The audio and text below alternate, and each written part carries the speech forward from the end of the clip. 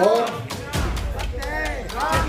हर तरह की वैक्सीन के अंतिम संस्कार के साथ हमारा पहला सत्र यहाँ पे शुरू होता है और कॉन्वोकेशन सेरेमनी भी शुरू होता है।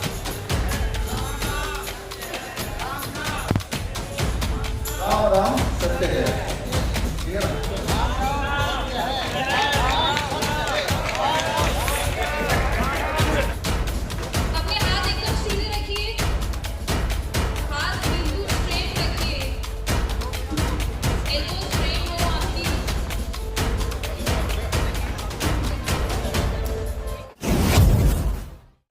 उतने एविडेंस थे और इस साल हमने ये किताब रिलीज की वैक्सीनेटेड टू डेथ। मतलब भंडार है, सागर है एविडेंस का कि किस प्रकार कोविड वैक्सीन को बनाते वक्त भी ये प्लान किया गया कि लोग किस तरह से मारना है, सारे सबूत इसके अंदर है। तो आज भी जो हम बात करेंगे सबूतों की बात करेंगे, अपनी यादों की बात करेंगे, पुरानी यादों में जाएंगे। अभी 5 साल पुराने यादों में गए, हम 50 साल पुरानी यादों में जाने की बात कर रहे हैं। याद कीजिए, आज से 50 साल पहले ये मूवी भी आई थी सर, कब आई थी? 1973 में आई थी, जिस साल मैं पैदा हुआ था। तो आप में से वो लोग जो इस बात को रिलेट करते हैं, मेरी उम्र के लोग, याद कीजिए उस वक्त ऑटिज्म, जो कि आज का मुख्य सब्जेक्ट है, ऑटिज्म का नाम और निशान ही नहीं था, एब्सोल्युटली नहीं, शून्य था, 0। ADHD, attention deficit hyper activity disorder, बिल्कुल शून्य था ही नहीं। डायबिटीज टाइप 1 था ही नहीं। चश्मा कितने लोग पहनते थे तब स्कूल में? याद कीजिए, मेरे स्कूल में, पूरे स्कूल में एक ही बच्चा पहनता था, क्योंकि एक पहनता था, उसका नाम भी याद है, अखिलेश नाम था, पतला सा लड़का था, क्लास 3rd में। तो क्यों याद है? क्योंकि वो एक ही था, ऐसा उसका नाम ही था चश्मू, क्योंकि वो एक ही था, इकलौता था। आज की तारीख में अगर आप बात करें, आप किसी भी स्कूल में जाएंगे, हर तीसरे बच्चे के चश्मे लगे हुए है कि नहीं? हर दूसरे बच्चे को डेंटल प्रॉब्लम है, एवरी सेकंड चाइल्ड। हर चौथे बच्चे को इंटेस्टाइनल डिसऑर्डर है, एवरी 4th चाइल्ड। हर 10वें बच्चे को 1 in 10 ADHD है, attention deficit hyper activity disorder, जो इवन 2000 से पहले भी बहुत रेयर था। हर 100 में से एक बच्चे को ऑटिज्म है। ऑटिज्म का सिंपल मतलब ये कि वो बच्चों को जिंदगी भर माँ बाप पे ही निर्भर रहना पड़ता है, अपना कोई काम खुद से नहीं कर सकते। अक्सर ब्रश करना, कपड़े पहनना, कुछ मांगना, टाइम पे सोना, बेसिक काम है, या बोलना फॉर दैट मैटर, नहीं कर सकते। तो ये सारी चीजें उस वक्त शून्य थी, बिल्कुल शून्य थी। कोई बोलेगा नहीं, उस वक्त डायग्नोस नहीं होता था, अब तो हो रहा है ना। ये अक्षित जब छोटा था, धीरे धीरे रिस्पॉन्स करने लगा था, तो आपने देखा। लेकिन उसके बाद की कहानी क्या है? अक्षित 12 साल का हमारे बीच में, मम्मी भी है, थोड़ी आगे की कहानी आप बताएंगे। मैं सरस्वती माँ को बोलती हूँ कि आज जो हमारी जीवा पर बैठे और इस मंच के माध्यम से वो जो दुनिया को जो सुनाना चाहती हैं, जो ये कलयुग से सत्युग की यात्रा है, और जो ये बच्चे हमारे ऑटिज्म के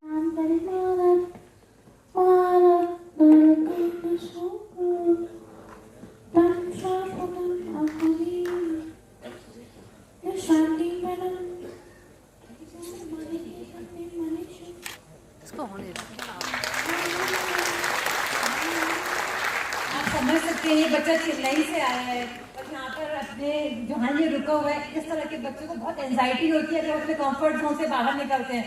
फिर भी ये बच्चा 3 दिन से ट्रेवलिंग करके आपके पास स्टेज पर आया सुंदरकांड का पाठ सुनाने के लिए कि शायद अब तो दुनिया जाग जाए, अब तो हमें मार्केटिंग ना करनी पड़े, रोज हमें 2-3 दिन टेस्टिमोनियल्स देने पड़ते हैं। हमारी जिंदगी तो इसी में निकल रही है, मार्केटिंग में पट्टा बना के डॉक्टर अगेंस्ट वैक्सीनेशन अपने चल क्या रहा है, जागो आगे बढ़ते हैं, मार्केटिंग के बाद आगे बढ़ते हैं।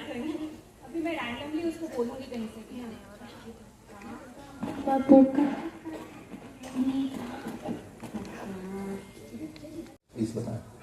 ऐश्वर्य जब 3.5 साल का था तब उसे ये डायग्नोज हुआ था कि हाइपर एक्टिव, ये जितनी देर अभी खड़ा हुआ है इतना भी खड़ा होना पॉसिबल नहीं था। ये बिल्कुल राउंडिंग करेगा, जंपिंग करेगा, किसी पे कट जाएगा, कुछ भी कर सकता था, आपसे कुछ भी बोलेगा, किसी से कुछ भी क्वेश्चन करेगा। इतना खड़ा होना इसके लिए पॉसिबल नहीं था। ये 2 महीने पहले तक भी नहीं था। ये जब से कैन प्रोटोकॉल हमने फॉलो किया है उसके बाद से इसका ये मतलब बिल्कुल शिक्षा आ गई है। मेरी कुछ था ही नहीं, हम बहुत परेशान थे। मेरे लिए सबसे बड़ा चैलेंजिंग ये है कि मैं सिंगल मदर हूँ, इसके फादर नहीं है, और ये बहुत चैलेंजिंग लाइफ है मेरे लिए। तो मैं सबको बहुत हार्डली थैंक यू बोलना चाहती हूँ कि मुझे मेरा बेटा वापस मिला यहाँ से। Thank you sir. और तभी इनको बोला गया था कि आपका बच्चा मंदबुद्धि है। बोला गया था कि मेरा बेटा कभी ठीक नहीं होगा, मंदबुद्धि रहेगा। आप ये माइंड में स्टेबल कर लें कि कभी ठीक नहीं होगा, आपको ऐसी ही लाइफ जीनी पड़ेगी और इसका हमेशा सपोर्ट बन के चलना पड़ेगा। मुझे बहुत टेंशन होता था कि मैं खुद भी कैसे, मतलब मेरे लिए भी अभी समय इतना अच्छा नहीं है, मैं खुद भी अपना स्टेबल कर रही हूँ, अपने आप को बना रही हूँ, फिर इसकी भी परेशानियाँ कैसे ही होगा। पर जब से मैंने मैम से जुड़ा, मैं सर से जुड़ी, मुझे यकीन हो गया कि मेरा बेटा कुछ ना कुछ अच्छा करेगा। इसका जो लैंग्वेज है प्रॉपर नहीं था, अभी आप सुनेंगे ये बहुत अच्छे से बोलता है और सॉन्ग भी बहुत अच्छे से गा लेता है, गाना भी बहुत अच्छा गाता है ये बच्चा। बहुत अच्छे से गाता 2 है। लाइन सुनवा दो।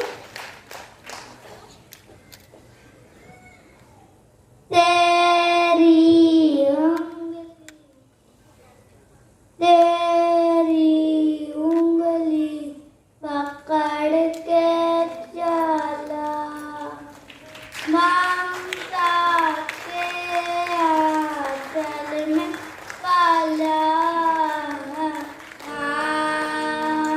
ओ मेरी माँ, मैं तेरा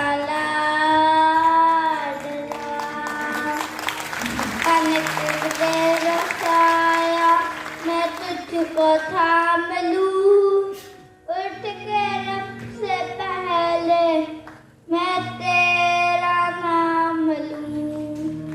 रखूं तुझे पलकों तले, पूजा करूं तेरी, तू ही बता मेरे तेरे सिवा क्या जिंदगी मेरी। मैं तो तेरे सपनों के रंग में ढला, तेरी उंगली पकड़ के चला। ऑपरेशन से हुआ था और हॉस्पिटल में वैक्सीनेशन लगा और 2 दिन रुक नहीं रहा है बच्चा।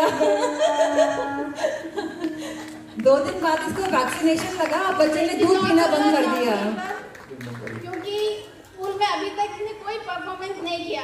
टीचर इसको किसी चीज में लेते ही नहीं है, बोलते ये नहीं कर पाएगा। पर मैं ये वीडियो सर से मांगूंगी पर्सनली और मैं मैम को दिखाऊंगी कि मेरा बेटा जब इतने बड़े मंच पे गा सकता है तो स्कूल के मंच पे भी गा सकता है। तो मैं बता रही थी इसको बीसीजी का वैक्सीनेशन मिला, उसके बाद बच्चे ने दूध पीना छोड़ दिया, बच्चा पूरा नीला हो गया और उसको बड़े अस्पताल में शिफ्ट करना पड़ा। और वहां पर उन्होंने बोला कि ग्लूकोज का लेवल लो हो गया है, ऑक्सीजन कम हो गई है, और वहीं से इनका दवाइयों से सिलसिला शुरू हो गया। और ये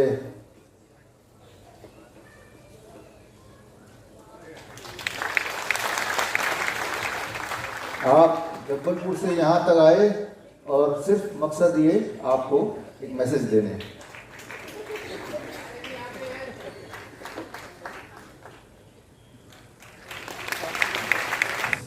मैं ये बोलना चाहती हूँ कि जब बर्थ हुआ बच्चे का तो उस वक्त तो नॉर्मल ही था, क्योंकि छोटे बच्चे ज़्यादा अगर दूध पीते हैं और सोते हैं तो उसी तरह सेम था। लेकिन एक बात अब मैं नोटिस कर रही हूँ, पहले तो उतना आइडिया नहीं था क्योंकि मैं ज़्यादा ये सारी चीज़ें वीडियोस डॉक्टर्स की और ये सारी चीज़ें मैं देखती ही नहीं थी। तो अब मैं नोटिस कर रही हूँ कि जब जब भी इसको वैक्सीन लगते थे उसके बाद जो फीवर आता था, और फीवर को हटाने के लिए जो भी मार्केट में दवाइयाँ मिलती है वो सारी देती थी। तो एवरी वैक्सीनेशन के बाद मेरा बच्चा हाइपर एक्टिविटी उसकी बढ़ती ही चली गई, धीरे धीरे बढ़ती ही चली गई, क्योंकि बर्थ के टाइम ऐसा नहीं था ये। और 6 मंथ होते होते इतनी ज़्यादा हाइपर एक्टिविटी इसकी हो गई कि मैं तो परेशान हो गई। एवरी सेकेंड मैं सफ़र कर रही थी बच्चे के साथ, क्योंकि एक हाइपर एक्टिव बच्चा कब क्या कर देगा ये हम बोल नहीं सकते कुछ। और अभी आप भी देख रहे हैं कि जितनी देर से ये स्टेज पे खड़ा है और शांति से खड़ा है, ये बिल्कुल भी इम्पॉसिबल था, बिल्कुल भी पॉसिबल ही नहीं था ये कि इतनी देर एक हाइपर एक्टिव बच्चा और शांति से खड़ा रहे। तो ये मेरे लिए एक सबसे बड़ी जीत हुई।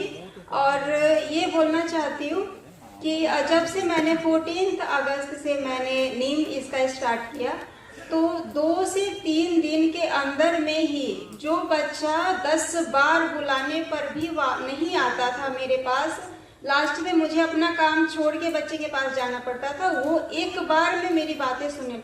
ऐसा नहीं कि मतलब कुछ ईयर का प्रॉब्लम है, कुछ नहीं है, लेकिन एक कमांडिंग फॉलोइंग की इसकी नेचर नहीं थी पहले, और वो इतनी अच्छी हो गई कि अब एक बार बोलती हूँ, चाहे वो घर के किसी भी कॉर्नर में है, अगर इसको मेरे पास आने का मन नहीं है तो बोलता है कि मैं नहीं आऊँगा, चाहे बाद में आऊँगा, लेकिन एटलीस्ट रिप्लाई करता है। और पहले वो कुछ भी नहीं था, और सबसे ज़्यादा परेशान मैं थी कि घर के बाहर जा रहा है, कोई भी खतरे की चीज़ है, जैसे कि हमारे जो गली में कुत्ते घूमते हैं या फिर बड़े बड़े सांड, बार बार उनको छेड़ता था, मना करने पर भी कि काट लेंगे, चाहे हम करेंगे, तुम्हें नहीं मानता था।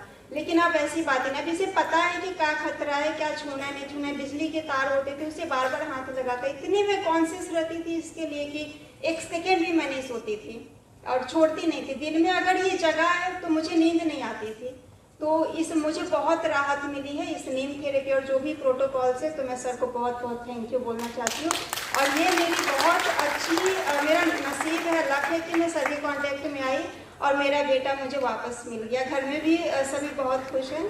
और ये एक मेंटली होती है सभी की कि नीम से क्या हो जाए कि मानने को कोई तैयार ही नहीं होते, जो हमारी पुरानी जो थी नहीं मानना चाहते आजकल। लेकिन हाँ, जब मैंने किया और इसका जो प्रभाव दिखा, अब सब बहुत अच्छा है, घर में भी सब बहुत अच्छा है।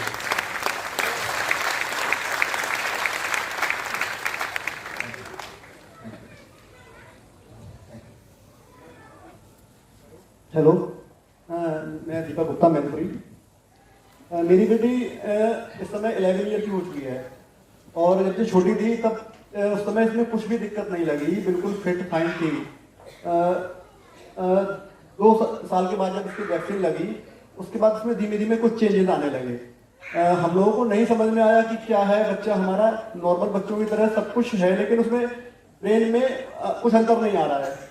बच्चा हमारा ना कुछ समझ रहा है, ना कुछ बोल रहा है, सब कुछ डिले होता गया। चलना, बोलना, खेलना, सब कुछ डिले होता चला गया।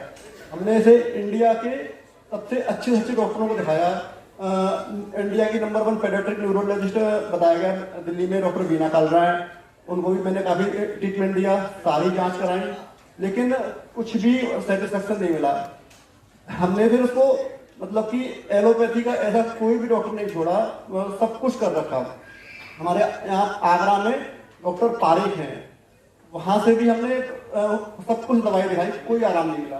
लेकिन अब पिछले 2 महीने से मैं सर के कांटेक्ट में आया हूँ और अब मेरी बेटी 2 महीने में जादू हुआ है, मैं बता नहीं सकता हूँ। अब ये स्कूल में जाती है तो स्कूल में इतनी कंप्लेंट थी, ना ये बैठती थी, ना ये किसी की बात सुनती थी। अब ये एक जगह बैठती है, सबसे बच्चों के साथ कम्युनिकेशन में आती है। आपसे कोई मंत्र सुनाओगी आप? मैं एक बात बता दूं, इनको HHH जेनेटिक डिसऑर्डर का डायग्नोसिस मिला है। ये एक बहुत बड़ा जेनेटिक डिसऑर्डर है और उसमें भी इनको 2 महीने के अंदर अंदर पूरी राहत मिल गई है। हाँ, इसका HHH सिंड्रोम जो कि जेनेटिक डिसऑर्डर होता है, तो डॉक्टर ने बताया कि ये तो लाइफ टाइम आपका ठीक ही नहीं होगा। और अब इस समय स्थिति ये है कि मुझे ये लगता है अगर सर से मेरी मुलाकात 4-5 साल पहले और हो गई होती, आज मेरा बच्चा 100% ओके हो गया होता। अगर सर अब 2 महीने में आपने जो जादू किया है सर, इसमें बहुत सी इंप्रूवमेंट आ रहे हैं। सब कुछ समझती है, सब कुछ बोलती है और हम बता नहीं सकते आपको। थैंक यू, मतलब कुछ कोई शब्द ही नहीं हमारे पास सर।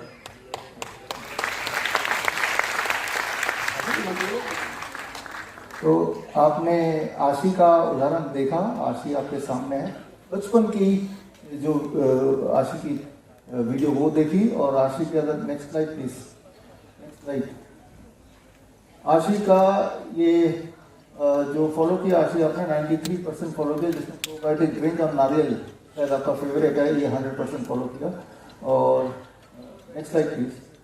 आशी के सारे रिपोर्ट्स अगर आपको देखने हैं, जैसे मैंने बताया, district.com/13/25 रिपोर्ट्स में जाकर देख सकते हैं। और पहले फिट्स भी पढ़ते थे आशी को, आप पढ़ते हैं फिट्स? अब नहीं पढ़ना। पहले फिट्स पढ़ते थे, याद रखिए ऑटिज्म के बच्चों को, ADHD के बच्चों को बहुत फ्रीक्वेंटली फिट्स पढ़ते हैं, वो भी एक वन ऑफ द एक सिम्टम्स होते हैं।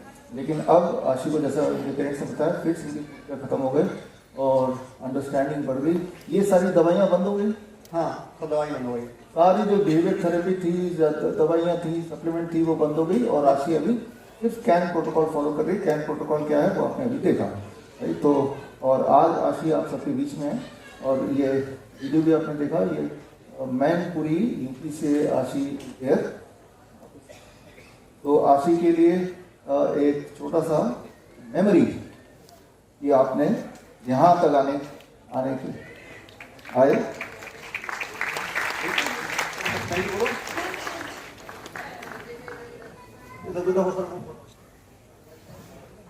मेरी बड़ी बेटी है, क्लास 6 में पढ़ती है, साइकिल से स्कूल जाते हैं। लेकिन ये स्कूल जाते जाते एक दिन स्कूल में पहले दिन उल्टी की और सर में दर्द हुआ।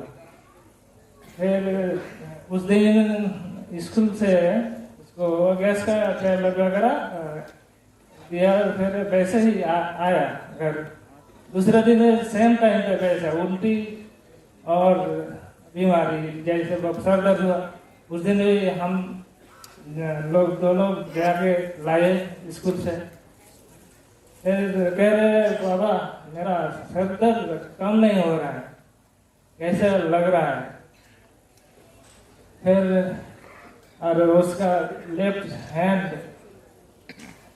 हाथ पैर दोनों पैरालिसिस जैसे हो गई थी, ऐसे ऐसे चलने से ऐसे ऐसे, दौड़ने से। खेल कूदते बच्चे, मैंने सोचा कहीं पे खेल कूद के गिर गया होगा या पालन से गिर गया होगा, इसलिए ऐसे हुआ। डांटने की वजह से मुझे नहीं कह रहा।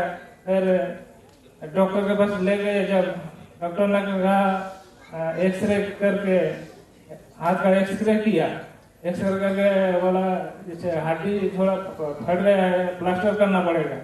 फिर प्लास्टर किया, प्लास्टर करके 1 महीने के बाद वो खोल के भी वो नहीं, वैसे वो ऐसे ही आँख भी मुँह भी ऐसे एक साइड पे, और आँख से जो कोई किसी को देखता डबल विजन देख रहा था ना। पापा मैं तुम्हें भी 2 देख रहे हो, है ना? कैसे 2 देख रहे हो?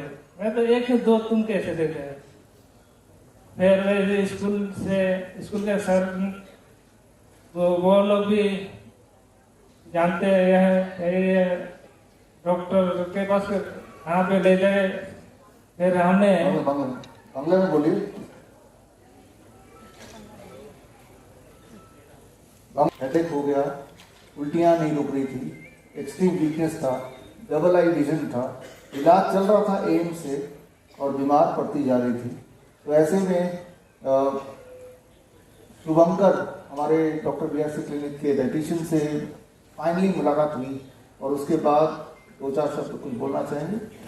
आपका क्लिनिक कहाँ पे है? श्रीरामपुर में, हुगली की श्रीरामपुर में है मेरा क्लिनिक। Please और जब ये बच्ची मेरे पास आई थी, तो तब मेरे क्लिनिक में आने के बाद ये बच्ची आधे घंटे तक भी मेरे क्लिनिक में बैठ नहीं पाई। इसका सर में दर्द हो रहा था, स्पाइन में दर्द था, और इसका जो लेफ्ट साइड था, पूरा लेफ्ट साइड पूरी तरह की पैरालिसिस थी। ये ठीक से चल भी नहीं सकता था, और हाथ को उठाना तो दूर की बात है। और फिर इसका डबल विजन था, दोनों आई में भी डबल विजन था। तो ये बच्ची आधे घंटे तक बैठ के वो चली गई, अपनी गाड़ी पे जाके सो गई। ट्रीटमेंट होने के बाद, और ट्रीटमेंट होना वही था, नीम therapy, zero volt therapy, probiotic drinks and fruits salads जो होता है पीआईपी डाइट में, रॉ फ्रूट्स डाइट। तो रॉ डीप डाइट पे जाने के बाद और सिर्फ 15 दिनों में इसका जो सर का दर्द था, स्पाइन का दर्द था, एवरीथिंग सॉल्व। और सबसे बड़ी बात, थैंक यू, और सबसे बड़ी बात जो सर ने बताता है कि कोई भी पेन हो, कैंसर का पेन हो या फिर बॉडी का कोई भी पेन हो, जब हम लोग कॉन्शियस हॉट वाटर इमर्शन कराते हैं अपने दोनों पैर का, तो हमारा जो भी पेन होता है वो तुरंत गायब हो जाता है। इसके साथ भी वही हुआ है। ये जो हुआ है ये उसका माँ है, तो माँ ये अच्छी तरह बता सकता है कि उसका जब पेन होता था तो वो कैसे दर्द में आते थे, और वो कॉन्शियस हॉट वाटर इमर्शन करने के तुरंत बाद ही वो सारे के सारे दर्द गायब हो जाते हैं। नमस्कार, আমি সবাইকে ধন্যবাদ। নমস্কার, আমি অনিন্দিতার মা। অনিন্দিতার যখন মাথা ব্যথা হচ্ছিল তখন আমি ডাক্তারকে ফোন করি। তো উনি আমাকে বললেন মাথা ব্যথা হচ্ছে আর বমি হচ্ছে, তাহলে তুমি গরম জল ছ্যাঁক দাও পায়ে। তো আমি সঙ্গে সঙ্গে ওকে গরম জল ছ্যাঁক দিই, কিছু গরম ঠান্ডা জল। তো কিছুক্ষণের মধ্যে দেখি ও ভালো হয়ে যাচ্ছে মাথা ব্যথাটা, আর বমিটাও কমে গেছে। আর সেদিন আমরা যে পরিস্থিতির মধ্যে ছিলাম, হয়তো ডক্টর শুভঙ্কর বাবু যদি আমাদের পাশে না থাকতেন আর মেয়ের স্কুলের স্যাররা যদি না থাকতেন, হয়তো আমরা এই জায়গায় আসতেও পারতাম না, আর মেয়েও হয়তো ভালো হতো না। কিন্তু ওকে 15 দিনের মধ্যে দেখছি ও অনেকটা ভালো হয়ে গেছে, এখন অনেকটা ভালো আছে। আপনাদের এই টিমকে অনেকটা ধন্যবাদ। মেয়ে যেন ভালো হয়ে যায়, আমি এইটুকুই চাই। थैंक यू, धन्यवाद। अनिंदा के लिए एक छोटा सा ऑनर भी आता है।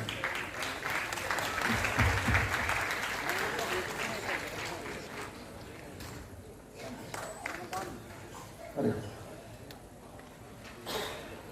कुसुम सवाना आप है ना, मैं पहली बार मिल रहा हूँ, राइट? और आप देख रहे हैं यहाँ पे कुसुम जी का पहले जो लम्ब था वो, और अब ऑलमोस्ट ये खत्म आफ्टर का ये, राइट? अब ये जर्नी कैसे किया, वहाँ से यहाँ तक कैसे पहुँचे, राइट? तो ये हम समझेंगे। तो उसके लिए हमारे जो क्लिनिशियन है, नेक्स्ट प्लीज, ये दीपक कुमार है हमारे साथ, बागपत से हैं। ये आपका क्लिनिक का वीडियो आप देख रहे हैं, कितना मामूली सा, बिल्कुल सिंपल सा, राइट? तो ठीक करने के लिए बड़े बड़े हॉस्पिटल या महंगी फीस या सर्जरी रूम उसकी ज़रूरत नहीं है। ठीक करने के लिए तो कुछ बेसिक बातों का ज्ञान होना ज़रूरी है। तो आप थोड़ा सा आप बताइए, माइक प्लीज।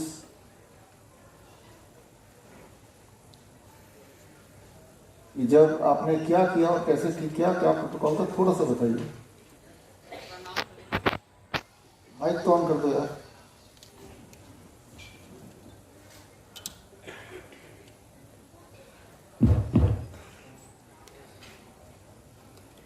जब ये मेरे पास आई तो ये काफी परेशान थी, क्योंकि इनके बगल में ट्यूमर तो था ही, और इसे लेके काफी डॉक्टरों और काफी हॉस्पिटल के इन्होंने चक्कर लगाए।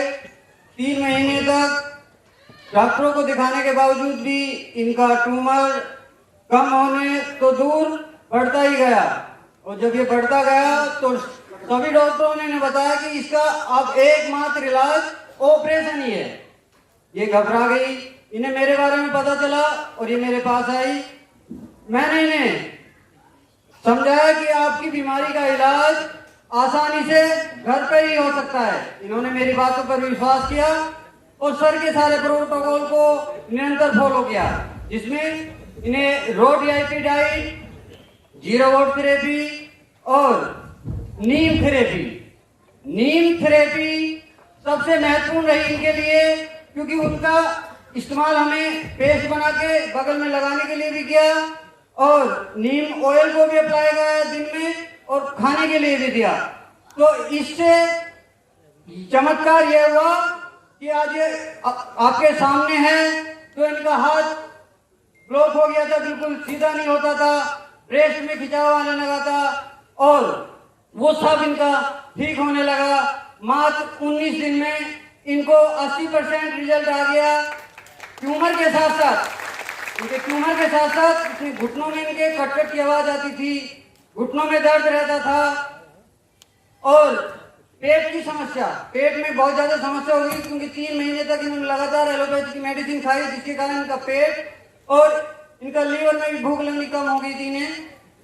तो इन्होंने मात्र 19 दिन में 90% प्रॉब्लम सोल्व होने के बाद इन्होंने इस प्रोटोकॉल को निरंतर आज फॉलो कर रही है और आज स्थिति यह है कि आज इनके सारे दर्द और सारी गांठें, घुटनों की समस्या सब कुछ ठीक हो गई है।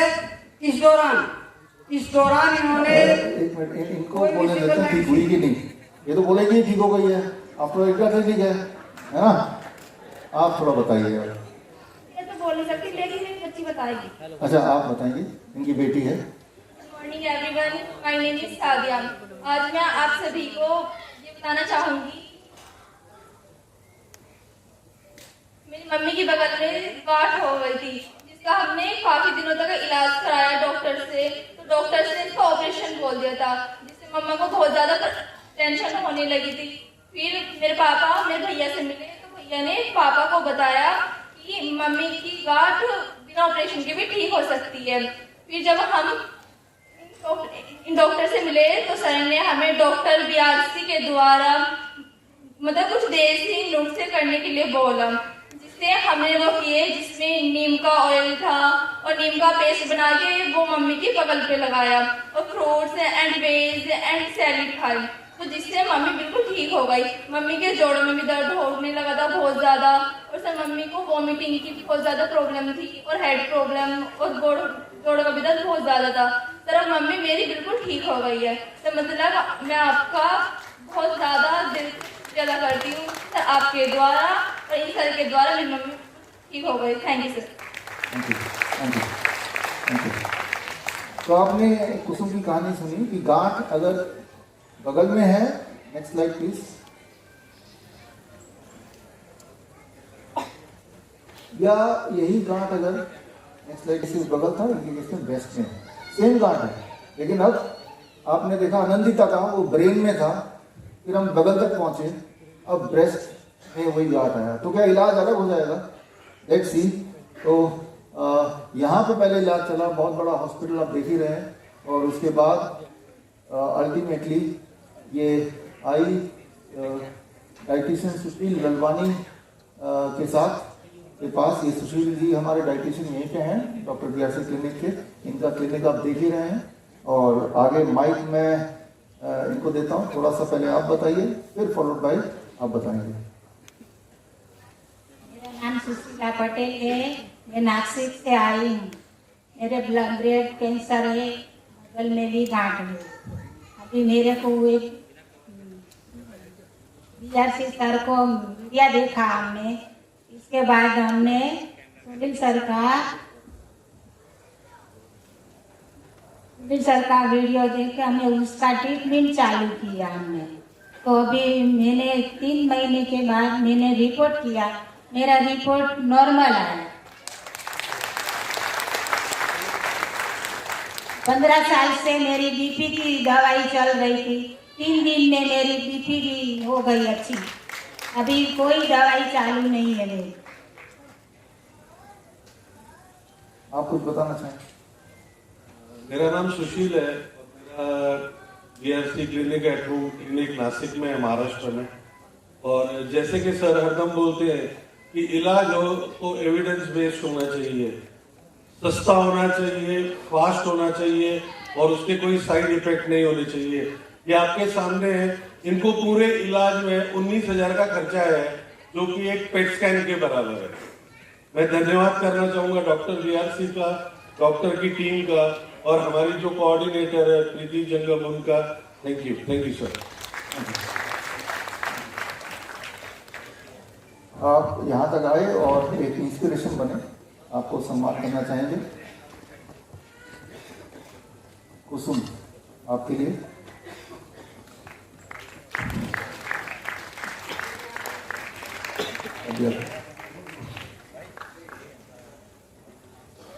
सुशीला जी।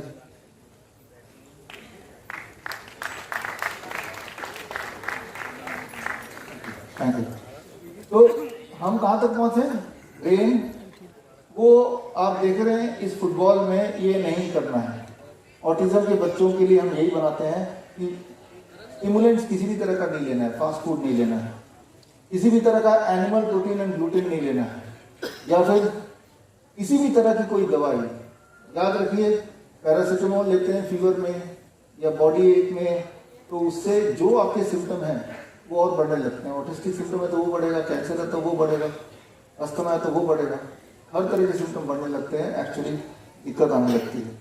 या इलेक्ट्रोमैग्नेटिक फील्ड को कम कर दो। एटलीस्ट रात को सोते वक्त अपने कमरे में आपका जो वाईफाई है वो ऑफ कर सकते हो। उस कमरे में आप मोबाइल मत रखिए, किसी और कमरे में रख दीजिए चार्ज करने, दूर रखो इससे। जब ये करने लगते हैं यानी कि ये इसको हटाना है और अपने से इसको जोड़ना है। यही सोल्यूशन है। DIP diet. 0 वोल्ट का मतलब क्या है? जब आपके पैर धरती से जुड़ जाते हैं उस वक्त आपका वोल्टेज कोई टेस्ट करेगा तो 0 है, और ऐसा 1 घंटा करना है रोज। नीम का मैंने डोज बता ही दिया। हर 10 kg वेट में 1 ग्राम। किसी का 50 kg वेट है तो कितना ग्राम होगा? 1 चम्मच 5 ग्राम, इतना रोज लेना है। प्रोबायोटिक ड्रिंक, वो इस किताब में रेसिपी है ही, खूब सारी रेसिपी है, वो देख लीजिए। और कोकोनट फैट। तो ये करना है, उसे अवॉइड करना है। If you can do it तो आपके सामने जो रिजल्ट्स हैं वो ऐसे ही रिजल्ट आते हैं। तो खैर, आगे बढ़ने से पहले मैं रिक्वेस्ट करूंगा आज के हमारे chief guest Dushyant ji please आए और 2 शब्द बोल के थोड़ा सा अपना राय रखें। धरती माता से उपलब्ध होने वाली चीजें थी, ये भारत माता की जय भी उतनी ताकत से बोलनी। भारत माता के वंदे वंदे भारत माता के। आज इस ऑटिज्म पर विशेषकर जो वर्कशॉप तो राय चौधरी जी अभी एक्सप्लेन कर रहे थे, मेरे मित्र आचार्य मनीष जी भी हमारे मध्य में है। मेरी कुछ भ्रांतियां थी जो आज यहाँ बैठकर दूर हुई। सबसे बड़ा तो था कि भाई जल्दी इलाज कराना है तो एलोपैथी में जाना है, वहाँ जल्दी इलाज हो जाता है। आपका इलाज बहुत लंबा है, इंतजार नहीं होता इतना लंबा। लेकिन आज मैं ये ज्ञान तो लेकर जा रहा हूँ कि एलोपैथी से कहीं ज़्यादा जल्दी और अच्छा इलाज कुछ है तो आपका इलाज।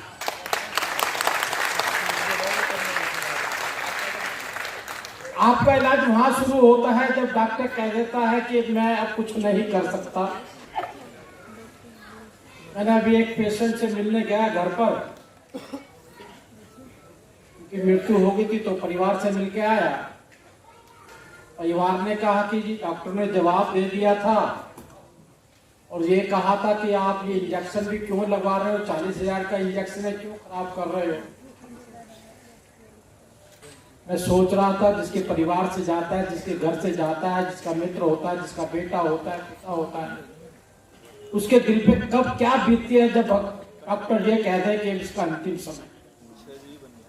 लेकिन मुझे लगता है कि आपका इलाज उसके बाद शुरू होता है जब कोई कह देता है कि अंतिम समय। इस प्रकार से आप जो डॉक्टर नहीं करता, डॉक्टर समझाता नहीं है, बताता नहीं है कि ये बीमारी कैसे आई है और इसका कैसे इलाज हो सकता है और आप जिंदा रह सकते हैं। लेकिन आपके द्वारा जिस प्रकार से राय चौधरी जी एक्सप्लेन कर रहे थे, मुझे लगता है एक विश्वास पेशेंट के अंदर पैदा करना, उसमें अपनत्व तो जोड़ना, और उसको ये विश्वास कराना कि बीमारी कोई ज्यादा बड़ी नहीं है, इसका इलाज हो सकता। मैं मान के चलता हूँ भगवान जीवन देता है, लेकिन जीवन का अंतिम क्षण जो होता है, हमारी ये इलाज पद्धति है, कहीं ना कहीं उसको पूरा करें। पृथ्वी से पैदा हुए, मट्टी से पैदा हो, मट्टी में जाना है, तो इलाज भी मट्टी से पैदा हुई चीजों के द्वारा ही हो सकता है, जो आपने विश्वास पैदा किया है। मैं आपका बहुत बहुत धन्यवाद करता हूँ और मैं मान के चलता हूँ जो कुछ नहीं कर सकते इसके बीच में कोई मदद नहीं कर सकते, कम से कम इस पद्धति का प्रचार प्रसार दोस्तों में, मित्रों में, शाम को चाय पे बैठते हुए कहीं भी आप करेंगे तो उन लोगों को बहुत लाभ होगा जो अपने जिनकी जीने की इच्छा शक्ति मर चुकी है। तो हम इसी प्रकार से प्रचारक के रूप में और ऐसी भावनाओं को कि हमें जीवन में किसी के लिए कुछ करना चाहिए, जब कुछ नहीं कर सकते तो इसके बारे में चर्चा जरूर करनी चाहिए। तो राय चौधरी जी, भाई आचार्य मनीष जी कर रहे हैं। मैं इनके मनीष जी के मेरठ वाले हॉस्पिटल में 3-4 दिन रह के आया, देख के आया, पेशेंटों से भी मिला। आप किसी पेशेंट से मिलो, आप क्या उसका दिल और दिमाग होता है, पैसे की इच्छा मर जाती है, पैसा लुटाने के लिए तैयार रहता है, जीवन चाहता है, और वहां पर आप हजारों लोगों को बिना पैसा खर्च के आप जीवन दे रहे हैं। मुझे लग रहा है कार्य देव तुल्य कार्य है, भगवान तुल्य कार्य है। मैं आज के दिन आपको शुभकामनाएं भी देता हूँ। आप इसी प्रकार से ये कार्य को आगे गति देते रहें और जो मेरी लाख सेवा होगी मुझे बताएंगे तो मैं भी उसको करने के लिए तैयार हूँ। बहुत बहुत धन्यवाद। जय हिंद, जय भारत। नमस्ते मैम, आप सभी को भी नमस्ते। हम लोग आसाम से पाठशाला से हैं। तो मेरा बेटे को ऑटिज्म डायग्नोज हुआ अभी 3 महीने पहले। वो क्या हुआ कि मेरा बेटा बहुत भाग दौड़ करता रहता था। तब मेरे बेटे को डॉक्टर हिमांशु सर ने देख लिया।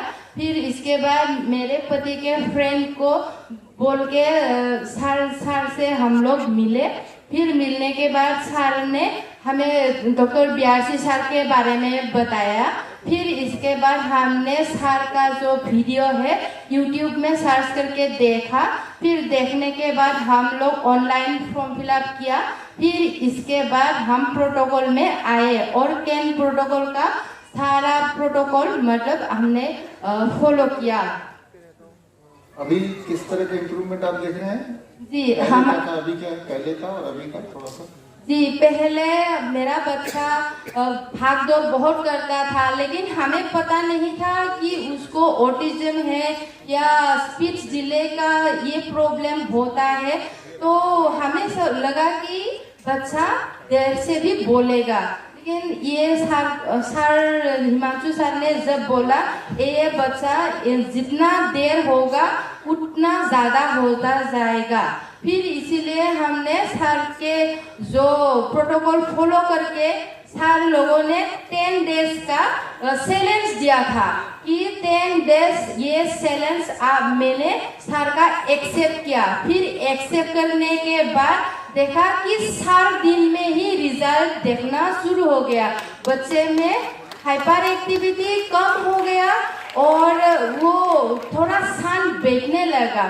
फिर अभी तो वो ठीक ही है और जो हम लोग कमांड देते हैं वो फॉलो करते हैं और हम जो उसको सिखाते हैं वो अभी बोलने लगा है और क्वेश्चन करने लगा है, ये क्या है, ये क्या है। फिर इसको याद करके हमें बताते हैं ये कार है, ये काव है, ऐसा आप बताने लगा है। ये सार की प्रोटोकॉल 3 महीने के रिजल्ट है हमारे पास। और जब बच्चा बोलता है ना, इतना खुशी मिलता है कि एक सब मानो हजारों करोड़ों का है ऐसा लगता है। बहुत अच्छा फील होता है। सर और मैम को बहुत बहुत धन्यवाद। सर के लिए हम लोग आसाम का बिहुआन लाए हैं और मैम के लिए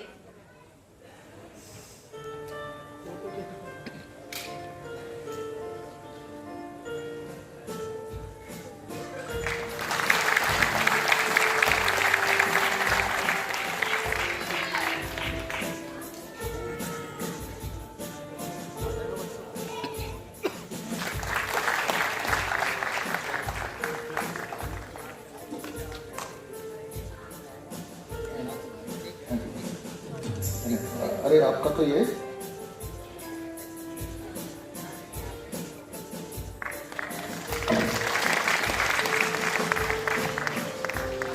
मुस्तफा के बारे में। नमस्ते सब लोगों को। मैं मुस्तफा की मम्मा। मुस्तफा जब पैदा हुआ था ना तो बिल्कुल ठीक था, लेकिन कोरोना काल में मुस्तफा पैदा हो गया है तो उधर हॉस्पिटल में ले जाने के लिए इधर बहुत दिक्कत आती थी। उसके कारण मेरा बीपी बढ़ गया था तो अचानक से सीजर करना पड़ा, लेकिन फिर भी मुस्तफा ठीक था 2 दिन। जब तीसरे दिन उसको बीसीजी का वैक्सीन लगाया तब वो बहुत रोया, रात भर रोता रहा। फिर अगले दिन उसको हॉस्पिटल में लेके एडमिट किया, 2-4 दिन उधर रखा उसको और फिर 5वें दिन घर पे छोड़ दिया। तो मुझे ये बात बताना है, अगर मुस्तफा अली में कुछ प्रॉब्लम होती जब उसका बर्थ हुआ था तो वो डॉक्टर भी वहीं पे थे। सीजर के टाइम पे जो बच्चों के डॉक्टर होते हैं उन्होंने उसे अच्छे से देखा था। अगर उसमें कोई प्रॉब्लम होती तो वो मेरे पेट से निकालते ही उसे अलग हॉस्पिटल में एडमिट कर देते, लेकिन उन्होंने ऐसा कुछ नहीं किया था। 2 दिन ठीक ठाक चल रहा था, तीसरे दिन जब वैक्सीन लगा तब जाके मुस्तफा की हालत बहुत खराब हो गई और उसी में हमने उसका ईईजी भी करवाया था, स्कैन भी करवाया था, तो कुछ नहीं बोला था। लेकिन 1.5 साल के जब मुस्तफा अली को फिट्स आया, हमको ये भी बताया नहीं गया था कि उसको फिट्स का दौरा पड़ा है। सिर्फ हमको बोला गया था कि बच्चे की शुगर कम होने के कारण उसको एपिलेप्सी का झटका आया था बोल के। फिर जब 1.5 साल में उसको दोबारा उसको फिट्स पड़ा तब हम दूसरे हॉस्पिटल ले गए, तब जाके हमें पता चला कि मुस्तफा को फिट्स आते हैं और फिर वहां से उसकी वो फिट्स वाली जर्नी शुरू हो गई। आप सोच भी नहीं सकते कि मुस्तफा की हालत इतनी खराब होती थी कि हम रोते रहते थे। आधा घंटा 1 घंटा उसका फिट्स चला रहता था, मुंह से पूरा झाग निकलता था उसका। ऐसा लग रहा था कि चलो ये इसमें बच्चे की जान चली नहीं जाएगी। तो इतना बहुत परेशान रहते थे, हमें उसे हॉस्पिटलाइज करने के सिवा हमारे पास दूसरा उसका रास्ता नहीं था। तो 3-3 दिन तक हम उसको हॉस्पिटल में एडमिट कराते थे। वहां पर जाने के बाद फिर 1-2 घंटे में मतलब उसको जो बेहोशी के लिए इंजेक्शन वगैरह देते थे तो वो 7-8 घंटे तक बेहोश रहता था, तो उसे पता भी नहीं चलता था ये क्या होता है उसके साथ। और जब उसमें से बाहर आता था तो इतना हाइपर हो जाता था ना, वो 1 सेकंड के लिए भी वो बेड पर रुकता नहीं था। फिर भी हमें आईसीयू में 3 दिन रुकना पड़ता क्योंकि डॉक्टर बोलते थे कि 72 आवर्स में बाद में बच्चों को ऐसा हो जाएगा तो हम क्या करें। तो ऐसे दिन हमने निकाले हैं। और जब 4.5 साल के बाद भी मुस्तफा को दौरा पड़ा और पिछले नवंबर से मतलब उसको तब हमें पता नहीं था कि बच्चों के लिए न्यूरोसर्जन भी रहते हैं, तो हमने बड़े बड़े न्यूरोसर्जन को भी दिखाया है। हर न्यूरोसर्जन के पास जाने के बाद वही होता था जो सर हमें बोलते हैं। बीआरसी सर का हर वीडियो हम सुनते हैं, जो सर बोलते हैं वो सही है। पहले 7-8 दिन में हमें ऐसा लगता है कि बच्चे में हमारे सुधार आ रहा है, लेकिन जब 15 दिन 1 महीना खत्म हो जाता है तो बच्चे की हालत और खराब हो जाती है। और फिर से जब हम उस डॉक्टर के पास लेके जाते हैं तो फिर से वही डॉक्टर बोलता है कि हम दवाई चेंज करके देखेंगे या बदल के देखेंगे, तो इससे कुछ होता है क्या। ये ऐसा हमारे साथ चला रहा है। हमने एक हमारे जिले में का अस्पताल नहीं छोड़ा है कि जहाँ पे मुस्तफा अली की ट्रीटमेंट नहीं हुई। और लास्ट में जाके हम एक बड़े न्यूरोसर्जन के पास गए थे, सॉरी न्यूरोलॉजिस्ट के पास गए थे जो बच्चों के फिट्स के लिए मतलब माहिर है उसमें। तो उन्हीं के यहाँ पे एक ही चलता रहता था कि थेरेपीज कराओ। अगर आप थेरेपीज करोगे तो आपको उन डॉक्टर से मिलना मतलब मिलने को दिया जाए। आप थेरेपीज नहीं करोगे तो आपकी अपॉइंटमेंट भी नहीं होगी, इसलिए हमें वो थेरेपीज करवानी पड़ती थी। और उस थेरेपीज में कुछ भी नहीं होता था जो हम लोग घर पे अपने बच्चों को सिखाते हैं, जैसे कि बॉल पास करो, या बैट बॉल से खेलो, यही उस मतलब उस थेरेपी में सब कुछ होता था। अभी आप देख रहे हैं मुस्तफा अभी 5 साल का हुआ है, अभी उसकी फिट्स की एक भी दवाई चालू नहीं। सर से पहले जूम मीटिंग में हमारी बात हुई थी तो हम बहुत मतलब टेंशन में थे। मैम ने भी देखा है, सच में मैम तो हमारी ग्रैंड मदर है, वो हमेशा रहेगी हमारे लिए। उन्होंने डांटा भी है तो हमारे बच्चों के लिए डांटा है। अगर हम गलती करते हैं तो हमारे बच्चे को भुगतना पड़ता है। मैम का डांटना सही था इसे। और सर के बारे में तो क्या बताएं, सर तो भगवान से भी कम नहीं है हमारे लिए। तो ये जैसे कि फरिश्ते बनकर आए, हम लोगों ने कभी भी सोचा नहीं था कि हमारा ये बच्चा इस तरह से हमारे साथ खेलेगा, हमारे साथ बैठेगा, क्योंकि डॉक्टरों ने बताया था कि इसके ब्रेन का हिस्सा डैमेज हुआ है। इसे जब भी फिट पड़ता था ना तो शुरू से इसको पहले से इसका मतलब जो प्रोग्रेस हुआ है वो रुक जाता था, बाद में इसको करना पड़ता था। लेकिन सर से जब बात हुई, मैंने सर को भी यही सवाल पूछा था कि सर ऐसा कुछ हो सकता है कि बच्चे का ब्रेन का कोई हिस्सा डैमेज है, अगर ऐसा है तो बच्चा जिंदा भी नहीं रहे। लेकिन सर का वीडियो भी देखा था उस टाइम पे हमने कि जो इंसान मतलब हमारा जो गट माइक्रोब है वो हमारा सेकंड ब्रेन है। तो हमने सोचा कि सर बोलते हैं वो सही है, जब हमारा सेकंड ब्रेन ठीक हो जाएगा तो फर्स्ट ब्रेन भी अपने आप काम करेगा। और मैंने सर से जुड़ने के लिए मुझे तब पता नहीं चल रहा था, शायद मैंने वंशिता मैम से बात की थी फोन पे या, और सर का 23 जुलाई का प्रोग्राम भी पूरा देखा था मैंने। लेकिन ये ADHD और ऑटिज्म ऐसा तो मुस्तफा को किसी डॉक्टर ने डायग्नोस नहीं करा था। लेकिन सर और मैम के जो वीडियो थे वो वीडियो देखने के बाद पता चला कि इसमें जो लक्षण है वो दोनों के भी है। तो मुझे तो लगता नहीं था कि इस प्रोग्राम में मुझे एंटर कराया जाएगा, इसलिए मैं कंटिन्यू वंशिता मैम से या फिर जो हेल्पलाइन है हमारी BRC डॉक्टर की, वहाँ पे कॉल करती थी, मेरे बच्चे का प्रॉब्लम बताती थी। तो उन लोगों ने फिर वो जो सर ने 23 जुलाई को ऐलान किया था autism and ADHD free India का जो वो प्रोग्राम चालू कर रहे हैं, तो तभी से फिर जाके कॉल करके उसमें एंटर हो गया। और ये मेरा भाई है बड़ा, ये मेरा बड़ा भाई है, ये सर को 2018 से फॉलो करता है। जब एलोपैथी में सब पूरी तरह से मतलब हम हार चुके थे, उसको 7-7, 8-8 दवाई देते थे हम लोग। और मैं खुद 6 साल मेडिकल फील्ड से बिलोंग करती हूँ, मुझे सब पता है ये डिसीजेस क्या है, इस पे दवाई क्या चलती है। तभी भी मैं मतलब एफर्टलेस हो गई थी। तब जाके मैं फिर वो यूट्यूब पर गूगल पर सर्च करती थी कि फिट्स के बारे में कुछ पता चले या कुछ हो। जब ये बात मेरे भाई को पता चली तो उसने मुझे बताया कि डॉक्टर BRC सर के वीडियो आप देख लो, आपको उसमें शायद कुछ मिलेगा। जब मैंने सर के वीडियोस देखना शुरू किया तब जाके फिर थोड़ी बातें समझ में आ गई और आज ये बच्चा मेरा आपके सामने है। तो ये सब कुछ है ये नमिता मैम और BRC सर के वजह से।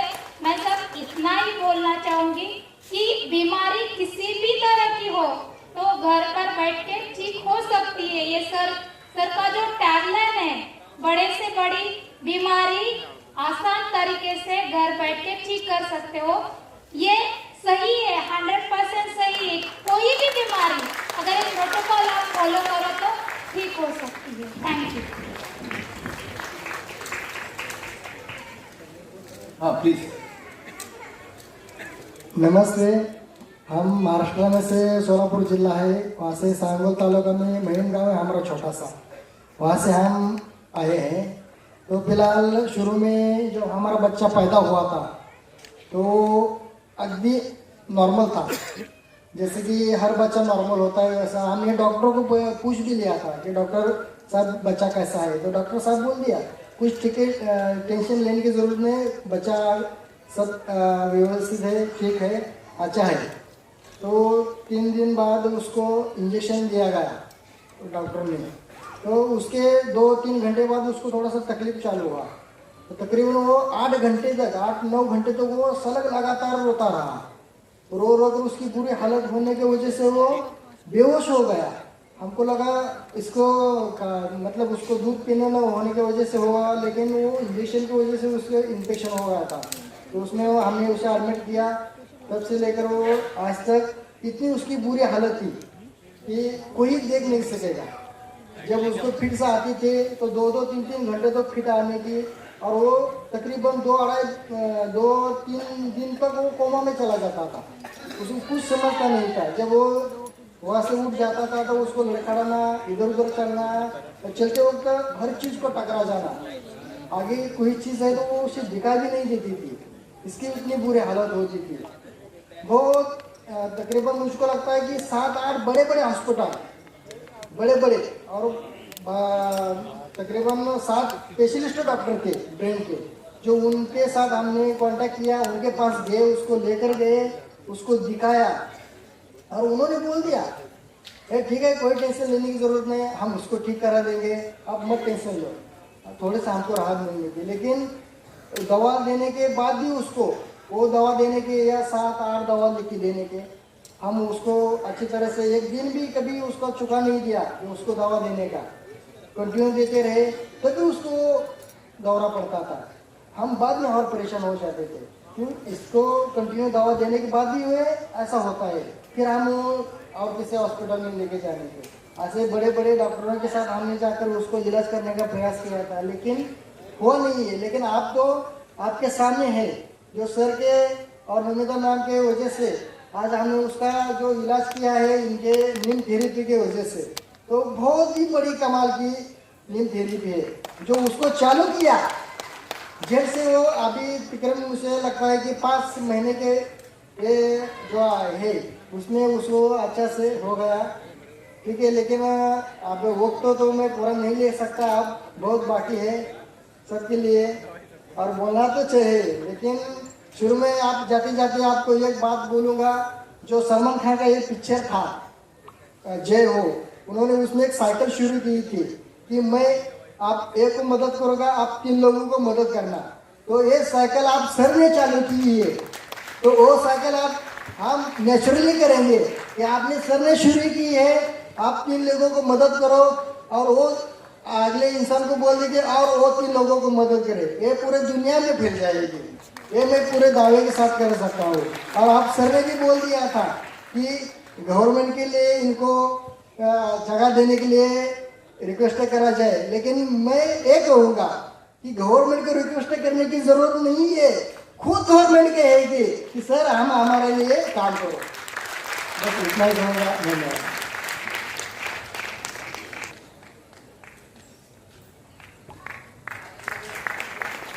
ये कैसे ठीक हुआ और क्या किया? सितंबर से पहले इनको चेहरा पे अंकल का दाना आया। दाना आने के बाद इनकी माँ ने गाँव में जो डॉक्टर होते हैं उनसे दिखाए। दिखाने के बाद बरबीघा में कोई धब्बा डॉक्टर है, उनसे मिलने के बाद इनको और तेजी से ज़्यादा हो गया, पूरा गड़बड़ा गया। उसके बाद हमने इसको 7 सितंबर को नीम थेरेपी दिया। इनको नीम के पत्ते को पीस करके इनकी मम्मी ने लगाया इनको, और नीम का तेल को मंगाया, मतलब इसको लगाया चेहरे के ऊपर कॉटन से। तो इसके 4 दिन के अंदर पूरी तरह से कंप्लीट हो गया, यहाँ तक कि दाग भी खत्म हो गया। और जब मैं यहाँ आने वाला था तो 27 तारीख को क्या हुआ कि वो मतलब पलंग पर से नीचे गिर गया। गिरने की वजह से क्या हुआ, यहाँ पे कट लग गया पूरा। जो चोट है तो हाँ, इनकी मम्मी ने बोला कि ज्यादा फट गया है तो हम ऑपरेशन ये टाका लगवा देते हैं। बोले टाका लगवाने की जरूरत नहीं है, नीम के पत्ते है ना, 2023 में नीम के पत्ते जो है नीम के पत्ते को पीस करके इनके ये जो है यहाँ पे लगा दिए। और लगाने के बाद क्या है कि आते आते रास्ते में ही लगभग वो ठीक होने के कगार पे है। बस ये 2 दिन की बात है। तो इस तरह से, और मैं एक मैसेज देना चाहूँगा कि कहा जाता है कि कश्ती हर तूफान में उठ सकती है, बुझी शम्मा फिर से जल सकती है, और बड़ी से बड़ी दिखने वाली बीमारी का आसानी से इलाज डॉक्टर VRC सर के प्रोटोकॉल से हो सकती है आज 100%। मैंने ऐसे बहुत सारे पेशेंट को ठीक किया है। यहाँ तक कि एक बच्चा था जो कि 23 साल उम्र था और 90 kg वजन था और 22 दिनों के अंदर 17 kg वेट लॉस हो गया। उसका वीडियो भी मेरे पास है। वो बच्चा खुद वीडियो बना करके उनके पेरेंट्स ने दिया।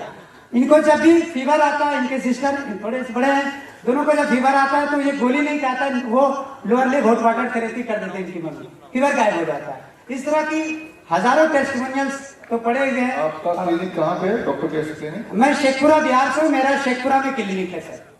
शेखपुरा बिहार।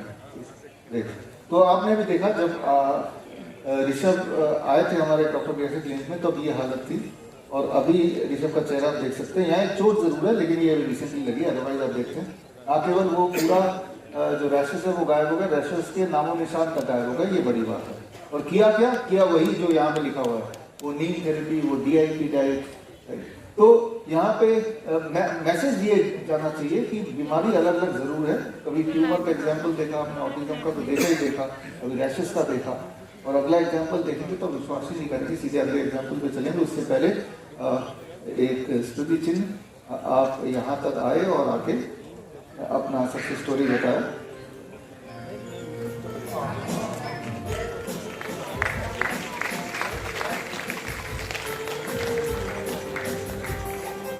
वो स्टोमा को अंदर करने फिर आया है दिल्ली, तो यहाँ आके पता चला एक भी करा, फिर आ गई ट्यूमर, उसके वापस आ गई जहाँ पर थी, उसके थोड़ा स्पाइन के ऊपर आ गई। तो फिर बोल रहा है फिर 4 सर्जरी क्यों होगा, फिर उसके बाद फिर सर्जरी होगा। तो हम क्या करें? ये 14 फरवरी की बात है, जिस दिन का ये वीडियो देख रहे हैं। एक स्टोमा बैग लगा हुआ है साथ में, यानी कि बच्चे का जो पॉटी जो स्टूल है वो बाहर इकट्ठा होता है इसमें। ये परिस्थिति है। और जो इलाज चल रहा था, नेक्स्ट स्लाइड प्लीज, इलाज चल रहा था एम्स से और सब डिविजन हॉस्पिटल से, और इलाज में बता दिया गया था कुछ उम्मीद आगे है नहीं। इस परिस्थिति में वो हमारे पास आके बोलते हैं क्या करें। फिर डॉक्टर कविता वहीं थी, तो हमने कहा कि ये केस को आप देखो। और देखने के बाद आज दीदी प्रिया को आप भी देख सकते हैं। आगे लाइए। अब आज की जो परिस्थिति है वो क्या है, थोड़ा सा आप बताइए। How is she now?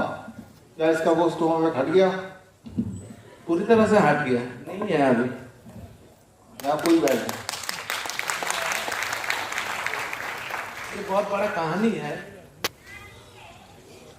मेरे से ऑपरेशन हुआ था, जब बोल रहा था देखा एनआरएस में कलकत्ता में ऑपरेशन हुआ था। फास्ट ट्यूमर था। ट्यूमर से पहले देखा था कि कॉन्स्टिपेशन हो रहा था, बच्चे को कॉन्स्टिपेशन हो रहा था। तो दिखाया कि दवाई दिया डॉक्टर ने, लेकिन बंद नहीं हो रहा है लगातार 15 दिन तक। फिर पीछे सूजन आया, फिर डॉक्टर को दिखाया, उन्हें डायग्नोसिस किया, बोला कि वो ट्यूमर है और इसको ऑपरेशन करना पड़ेगा। तो फिर एनआरएस हॉस्पिटल के चला गया। एनआरएस हॉस्पिटल जाने के बाद उधर ऑपरेशन हो गया। आगे यहाँ से यहाँ तक और पीछे पूरा यहाँ से यहाँ तक पूरा ऑपरेशन किया हुआ है बच्ची का। फिर ऑपरेशन होने के बाद पोस्ट ऑपरेशन के टाइम उसका 9 दिन तक बुखार था, 9 डेज बुखार था। बुखार कम नहीं रहा था, लेकिन वहां का जो डॉक्टर है उसका ख्याल नहीं किया। फिर जब बोला कि 9 दिन तक एक आदमी को कैसे बुखार, ना बोला कि ऑपरेशन के बाद ऐसा होता है, बुखार आता है। लेकिन ऑपरेशन के बाद बुखार आता है 3-4 दिन तक, ज्यादा से ज्यादा रहता है, लेकिन 9 दिन तक रहा। फिर मैंने बोला कि यहाँ इलाज नहीं कराएंगे, चलेंगे बड़े अस्पताल में। कहाँ बड़ा अस्पताल? तो हम दिल्ली चले गए कलकत्ता से यहाँ एम्स में। एम्स में आने के बाद उधर देखा कि पूरा टाका पीछे आगे का टाका पूरा खुला हुआ था। खुलने के बाद उधर बोला कि इमरजेंसी है, अभी इधर बेड नहीं है, अब सफदरजंग में चला जाओ। रात 12 बजे बोला कि सफदरजंग में चला जाओ। तो सफदरजंग में हम लोग फिर चला गए। सफदरजंग में जाने के बाद उधर एडमिट हुआ। एडमिट होने के बाद उधर बोला फिर टेस्ट हुआ, सीटी हुआ, ब्लड टेस्ट हुआ। लगातार टेस्ट होने के बाद फिर बोला कि केमो चलेगी। इसका केमो चल रहा था। केमो चलने के बाद इसका बीमारी बोला कि चला गया। पेट सीटी आया, पेट सीटी का रिजल्ट देखा कि उसका बीमारी चला गया। बीमारी जाने के बाद हम लोग खुशी खुशी है कि बीमारी चले गया, मेरा लड़की ठीक हो गई। लेकिन उसके बाद फिर 2 महीने के बाद तो दिखाने के लिए आएगा, क्योंकि उसका स्टोमा बैग निकला हुआ था पहले। तो स्टोमा बैग निकला हुआ था तो अंदर कराने के लिए हम लोग सफदरजंग फिर आए। सफदरजंग आने के टाइम फिर टेस्ट हुआ। टेस्ट होने के बाद आपकी बीमारी फिर वापस आ गया। बीमारी फिर वापस आ गया, फिर उसका केमो चलेगी। तब बोला कि उधर सफदरजंग में जो बीमारी वापस आए तो ये बच्चे के लिए अच्छी बात नहीं है, फिर इधर नहीं होगा, आप बड़ा अस्पताल फिर से चला जाओ, एम्स में चला जाओ। वो लेटर लिख दे कि एम्स में जाने के लिए। तो उधर एम्स में चला गया। एम्स के जाने के बाद उधर फिर से बोला कि हाई डोज का केमो चलेगा। ये फिर से बीमारी वापस आ गया, हाई डोज का केमो चलेगा। उधर टेस्ट हुआ, सब कुछ हुआ। उधर लीवर में फिर ट्यूमर लीवर में आ गया। बोला कि स्टेज 4 है, मेटास्टेटिक है। फिर रीढ़ के हड्डी के बीच कॉक्सिल टेलबोन के ठीक ऊपर फिर वापस आ गया। मतलब वो पूरे शरीर में 2-3 जगह फैल गया। बोले जब मैंने बोला कि टेस्ट करवाना है, पेट सीटी करवाना है, फिर एम्स में बोला, तो मैंने बोला कि एम्स तो टेस्ट करने के लिए एम्स में बहुत टाइम लगता है, तो बाहर करवाना है, तो बाहर करने के लिए बहुत पैसा लगेगा। तो कैंटीन बोल के एक सोशल संस्था है जिसको बोला कि इसको टेस्ट करना है। वो लोग बोला कि दोबारा वापस आ गया तो नहीं होगा, फिर में नहीं होगा, हम लोग कर नहीं सकता। तो मतलब मुझे समझ में आ गया कि मेरे बच्चे मेरे से नहीं रहेगा, मेरे बच्चे, क्योंकि वो लोग सब कुछ ना के बराबर बोलने लगा था। तब मैंने क्या करूं, तो एक दिन अचानक ये सब डॉक्टर साहब ने बोल रहा था, अचानक एक वीडियो आया यूट्यूब में, जो वीडियो मेरे बीवी ने देखा था, नवजोत सिंह सिद्धू जिसका बीवी का जो वीडियो था। तो वो वीडियो देखने के बाद फिर आया सर का वीडियो। वो यूट्यूब में सर्च करते करते वो वीडियो आया। तो सर के साथ जुड़े कैसे, बात करे कैसे, ये सोच रहा था। फिर सर्च किया, देखा कि इसका सर का वीडियो था, 21,000 रुपए दिखा रहा था। तो बोले पैसा तो नहीं है, हम कहाँ से देंगे। 1 साल से हम कोलकाता से दिल्ली में 1 साल थे, पूरा पैसा खर्च हो गया, अपने पास पैसा कुछ नहीं था, तो क्या करें। तो हम दोनों ऐसे सोच रहा था क्या करे। अचानक एक वीडियो आया कि सर का बुक फेयर चल रहा था, 2025 फरवरी में एक बुक फेयर में सर आएंगे। तो हम सुबह से वहाँ थे, जो सर के पास आज मुलाकात करके ही जाएंगे। तो फिर सर के पास आया, मुलाकात हुआ। सर ने बोला कि आप उसके आगे जो केमो था वो छोड़ दो, डीआईपी डाइट सर का जो प्रोटोकॉल है वो प्रोटोकॉल मेंटेन करो। तो ठीक है, प्रोटोकॉल मेंटेन। सर ने मैम के साथ बात करने के लिए बोला था। तो मैम ने मेरे को पूरा हैंड होल्डिंग सपोर्ट जो होता है, एक मम्मी की तरह, एक दीदी की तरह पूरा सपोर्ट दिया है। सर ने बोला था जो मैम बात करते हैं ऐसे, ऊपर से नारियल है, लेकिन अंदर से बहुत सॉफ्ट है, मुझे पता है। सर ने मैम को बोला था, मैम ने बोला था कि अमली बनाना है तो अमली बना। तो मैंने बनाया था, बोले वीडियो भेजो मेरे को, ऐसा नहीं चलेगा, डांटती थी। लेकिन आज पता चला और डांटने के काम कैसा, मेरे को रिजल्ट कैसा मिला। उसके बाद मैम ने बोला कि ये स्टोमा बैग हटा के हम तुमको दिल्ली से कोलकाता भेजेंगे। तो मैम ने एक डॉक्टर के पास लेके गया, मुझे मालूम नहीं था आगे क्या। मैम एक बार बता दीजिए। बेसिकली मैं एलोपैथिक डॉक्टर हूँ, तो हमारा हॉस्पिटल है। तो मेरे को लगा कि ये कलकत्ता चले जाएंगे तो फिर से फंस जाएंगे, तो मेरे को तो 50-60 हज़ार रुपये का खर्चा पड़ेगा। मैंने सोचा इनको ऑपरेशन करा के इनको वापस भेज देती हूँ। मगर जब मैं इनको डॉक्टर के पास लेके गई तो उन्होंने मुझे बोला, doctor Namita don't touch this patient. उन्होंने बोला कि इसकी इंटेस्टाइन में एडिशन हो चुकी है, सब चिपक चुकी है, और खोल दिया तो ये टेबल से उठ नहीं पाएगा। मतलब मुझे इतना डरा दिया। तो फिर मैंने इनको बोला कि जिस डॉक्टर से आप कर रहे थे वहीं पर चले जाइए, क्योंकि मेरे पास कोई चारा नहीं था। वहाँ जाके फिर इनका ऑपरेशन हुआ और बच्चा बिल्कुल ठीक हो गया। उसके बाद मैंने घर चले गए, मैंने बोला ठीक है चला जाओ, 5-6 महीने के बाद ही ऑपरेशन करो तो सही रहेगा। तो ठीक है, मैं घर चला गया। 5-6 महीने के बाद ही ऑपरेशन किया था, जुलाई में किया था 2025 में। वो स्टोमा बैग हटा दिया। लास्ट नवंबर को मैंने एपी टेस्ट किया था, अल्फा बीटा बोल के, जो मेरे को बोला था कि ट्यूमर मार्कर टेस्ट है, वो अभी नॉर्मल है। इसका रिजल्ट ये है। अभी मेरी वैक्सीन सही है। इसके बाद मैं सर को और मैम को दोनों को थैंक्स बोलता हूँ। इसका क्रेडिट सिर्फ डीआईपी डाइट को जाता है। तब तक हमारी नीम थेरेपी भी नहीं आई थी, तो आप कोई भी थेरेपी करते हैं वो ही अपने आप में मैजिक है। सिर्फ DIP डाइट से ही इसका 3rd ग्रेड कैंसर ठीक हुआ है। मैं ये बोलना चाहता हूँ कि डॉक्टर लोग के पास जाने से पहले ये फॉलो करें सब DIP डाइट, जो इंडिया का सबसे पुराना आयुर्वेदिक है, नेचुरोपैथी है, इंडिया का पुराना अपना है, लेकिन वो विदेशी अपना रहा है, हम लोग छोड़ चुका है। Thank you sir, thank you. आप आए इतने दूर से, कोलकाता से ऑल द वे, हम सबको मोटिवेट करने के लिए। Very good.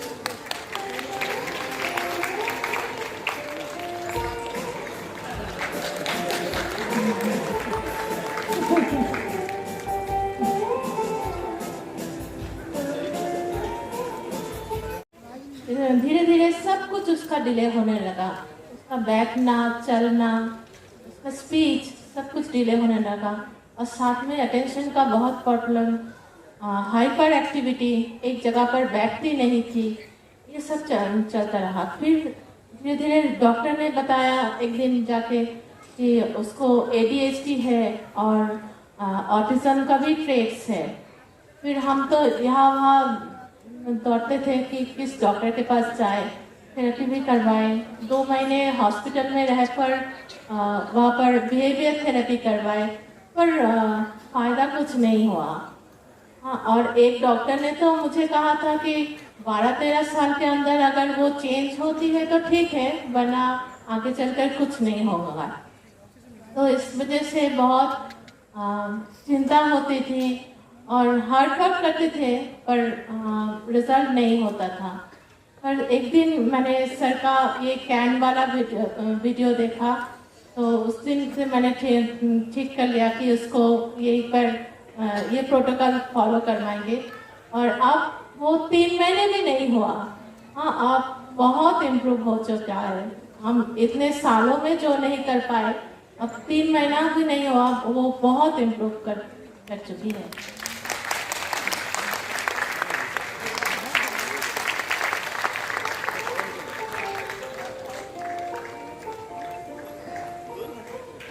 माइक को सामने। तो मैंने आपके नीम थेरेपी कोर्स में सर एडमिशन लिया हुआ था तब, और तभी मम्मी को ये प्रॉब्लम हो गई। तो शायद 3 से 4 ही कोर्सेस अपने हुए थे, तो मैंने उसी के दौरान मम्मी के ऊपर ही अप्लाई किया। उससे पहले 7-8 महीने तक पहले मैंने बड़ौद और बागपत हमारा जिला पड़ता है, फरीदाबाद में भी हॉस्पिटल में मैंने वहाँ पे दिखाया था मम्मी को। तो इनके पूरी बॉडी में यहाँ से लेके यहाँ तक रेसिस रहते थे, और वो गर्मी में ज़्यादा बढ़ जाते थे। और 15 दिन तक दवाई खाई तो ठीक रहते थे, उसके बाद वापस महीने 1.5 महीने बाद वो वापस प्रॉब्लम आ जाती। तो मैंने इनको नीम थेरेपी अप्लाई की, और 0 वोल्ट और उसके बाद सनलाइट, ये तीनों थेरेपी मेरे को उम्मीद नहीं थी कि 15 दिन में मेरे को रिजल्ट मिल जाएगा। हाँ, तो मैंने साल भर मैंने दवाइयाँ खिलाई, और लगभग मेरा 1.5 लाख का खर्चा सर 0 हुआ है। 0 अभी बोला मेरे लड़के ने इलाज कराया, मेरी नाड़ अब ठीक है। घर पे इलाज हुआ है, तो अब इनके गर्दन बिल्कुल सही है। ठीक है, वेरी क्लियर मैसेज। इलाज सबसे बड़ा बढ़िया हॉस्पिटल है आपका खुद का घर, है ना, और सबसे बढ़िया दवाई है नीम। मैंने इनको बोल दिया है कि हमारे घर में कच्चा आंगन है, मैंने कहा नंगे पैर घूमो जितना घूम सकते। हाँ, वेरी वेरी इंपॉर्टेंट। तो भी पूरे दिन में लगभग 80% में। हाँ, करते रहना पड़ेगा। तो आपके लिए इसमें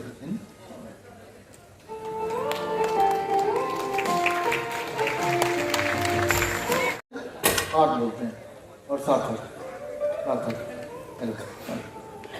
थोड़ा आप ब्रीफ करेंगे बच्चे के फास्ट एंड प्रेजेंट जुड़ने के बाद। गुड आफ्टरनून एवरीवन, सबको नमस्कार। मैं दिवाकर जोशी, मेरे 2 बेटे हैं। सबसे बड़ा है पार्थ। हम लोग जब फर्स्ट टाइम पेरेंट्स बने हो और पार्थ का बर्थ हुआ, तो एक जिंदगी बिल्कुल अलग राह पे चली। इसके बर्थ के टाइम पे हमें पता चला कि Parth down syndrome, which was कभी हमने सुना ही नहीं था कि कोई सिंड्रोम भी होता है या इस तरह की कोई बात, लेकिन इसको कहेंगे कि होनी या अनहोनी जो भी था वो हुआ। और पाठ के साथ हमने जिंदगी के ऐसे अनुभव कर लिए हैं तो शायद कोई भी पेरेंट्स कभी नहीं करना चाहते। पाठ तो बताया गया, डाउन सिंड्रोम के लिए हमने जहाँ धक्के खा सकते थे सब जगह खाया। दिल्ली में गंगाराम हॉस्पिटल है, वहाँ पे स्पेशली जेनेटिक डिपार्टमेंट है और वहाँ पे दिल्ली में तो खासकर ये बताया जाता है कि कहीं भी जाना नहीं है, आपको गंगाराम में जाना है, वहीं पे जेनेटिक डिपार्टमेंट और वही आगे गाइड कर। बहुत तरह की बातें हुई, इतनी थेरेपी, इतनी सारी चीजें सामने आई।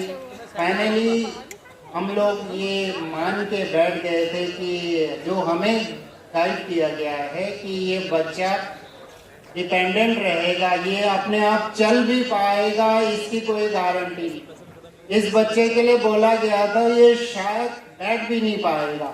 आज वही बच्चा आपके सामने है, स्कूल जाता है और ऊपर वाले की आशीर्वाद है। और डॉक्टर BRC क्लिनिक में हम लोग जो आज फॉलो कर रहे हैं उसका ये रिजल्ट है। बच्चा टोटली इंडिपेंडेंट है, दिल्ली के नंबर 1 स्कूल वसंत वैली में ये पढ़ता है और टोटली इंडिपेंडेंट है। इसी के बाद हमारे साथ ऊपर वाले का कोई खेल है, क्या है, जो भी है हम उसको एक्सेप्ट करते हुए आगे बढ़ रहे हैं। हमारे को जैसे जैसे डॉक्टर्स ने गाइड किया कि आपको उसके लिए भाई या बहन का सोचना चाहिए और वो एक मानव जीवन है तो उसको ध्यान में रखते हुए कि इसका ध्यान कौन रखेगा, इसके लिए कोई होना चाहिए, ये सोच के साथ हम आगे बढ़े। और हमें गाइड किया गया था कि इसके बर्थ से पहले बहुत सारे टेस्ट बताए गए, स्पेशली जो के लिए सार्थक के लिए कि जेनेटिक डिपार्टमेंट में टेस्ट होगा, उसमें आपको कंफर्म कर दिया जाएगा कि अगर वो पॉजिटिव निकला तो आप उसको अवॉइड करेंगे, अगर नेगेटिव आया तो बच्चा बिल्कुल ठीक होगा। ये परिस्थिति थी, इस परिस्थिति के साथ हम आगे बढ़े।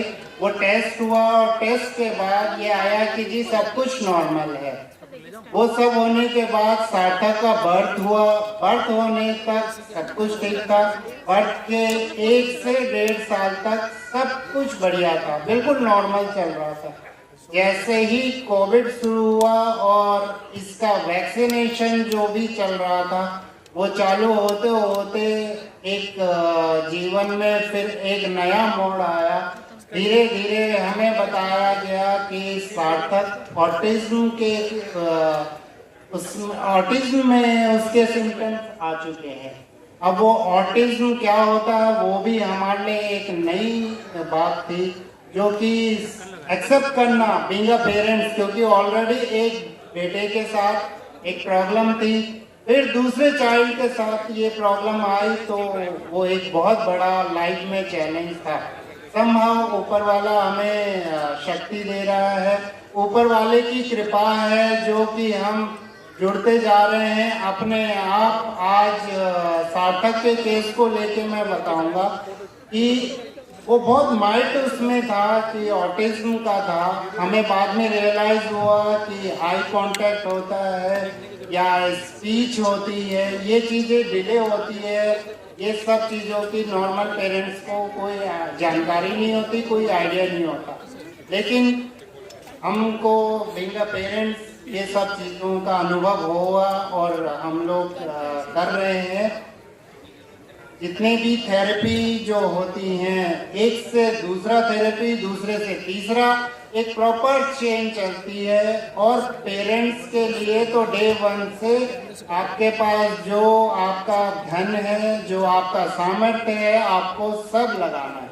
लेकिन रिजल्ट कितना आएगा ये परमात्मा पे छोड़ दीजिए, हम उसको नहीं कह सकते कि क्या एलोपैथी आजकल के टाइम में सेल्फलेस होके कोई सपोर्ट नहीं करता है, लेकिन मैंने यहाँ देखा नमिता मैम को 10:30 बजे भी अगर मैं मैसेज करती हूँ ना बच्चे को फीवर हो गया तो मैम बिल्कुल मुझे इंस्टेंट रिप्लाई करेंगी, पूरा सपोर्ट करती हैं।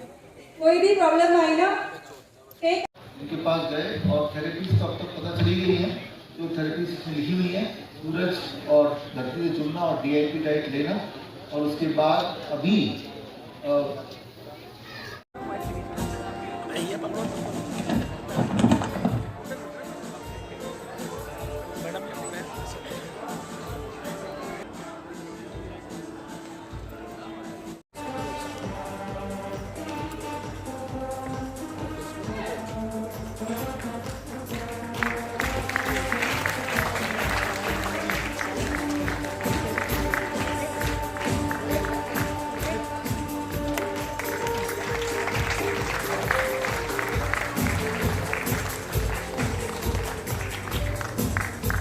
so much. I would request you to be on the stage. मैं सेंटर पे आता हूँ।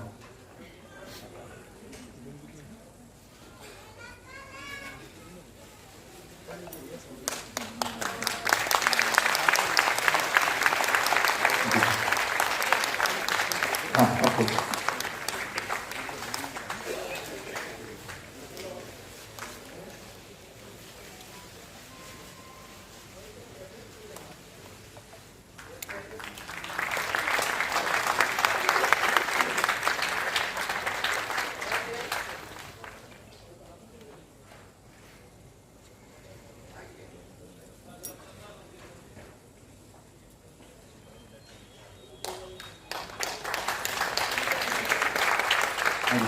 Thank you so much.